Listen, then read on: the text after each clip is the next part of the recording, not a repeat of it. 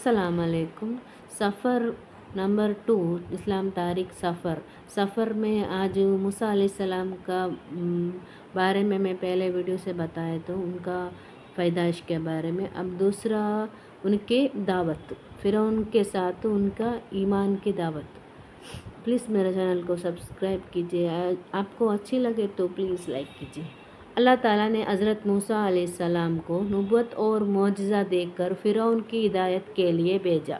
उन्होंने फ़िरौन के पास जाकर अल्लाह ताला पर ईमान लाने और बनी इसराइल पर जुल्म ना करने की नसीहत फरमाई। फ़िरौन और उनकी कौम ने उनको झुठलाया तो अपनी नबूवत की तस्दीक के लिए मोजज़ा पेश फरमाई, मगर फ़िरौन ने गुरूर व ताकत के नशे में हज़रत मूसा अलैहिस्सलाम की दावत का असर कबूल करने के बजाय आप सल्लल्लाहु अलैहि वसल्लम को मुजज़े को जादूगरी का करिश्मा समझकर मुकाबले के लिए मुल्क के माज़ीर जादूगरों को बुला लिया, मगर वह जादूगर मुकाबले में नाकमाल हो गए और नबूवत व सहर के फ़ख्र और मुजज़े की हकीकत को समझकर जादूगरों ने ईमान कबूल कर लिया।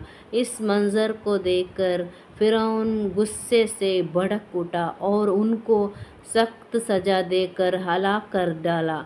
उनके बाद भी हज़रत मूसा अलैहिस्सलाम मुसलसल उन्हें दावत देने में मशरूक रहे, मगर उन बदबख्तों ने फिर भी ईमान कबूल ना किया, जिसकी वजह से उन पर कहत साली, तूफ़ान, टिड्डियों, जुए, मंडक और खून के अज़ाब का सिलसिला शुरू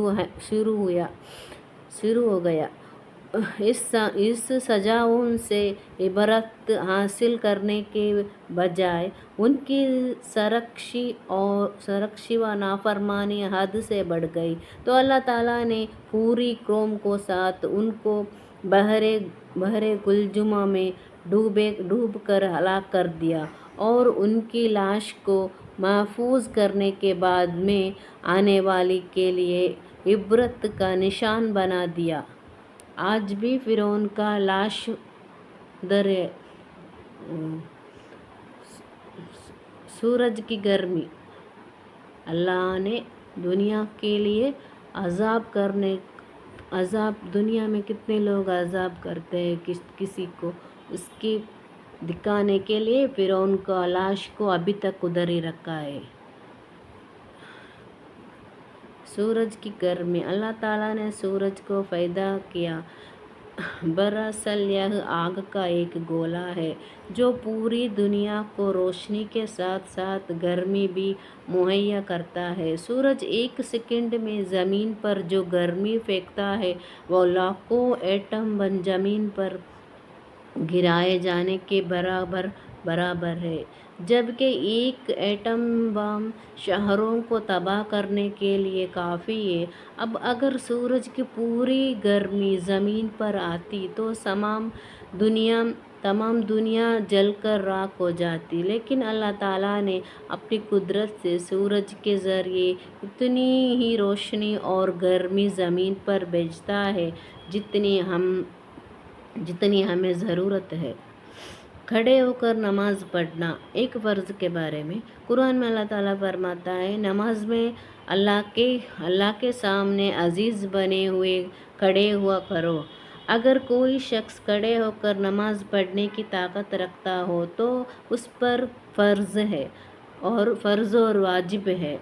अगर नमाज के खड़े होकर पढ़ना फ़र्ज़ है।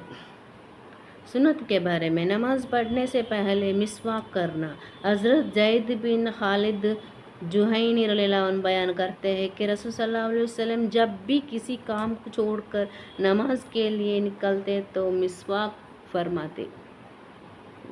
अस्सलाम वालेकुम। प्लीज़ मेरे चैनल को सब्सक्राइब कीजिए और डेली मैं डालता हूँ इसलिए नोटिफिकेशन को क्लिक कीजिए। अस्सलाम वालेकुम।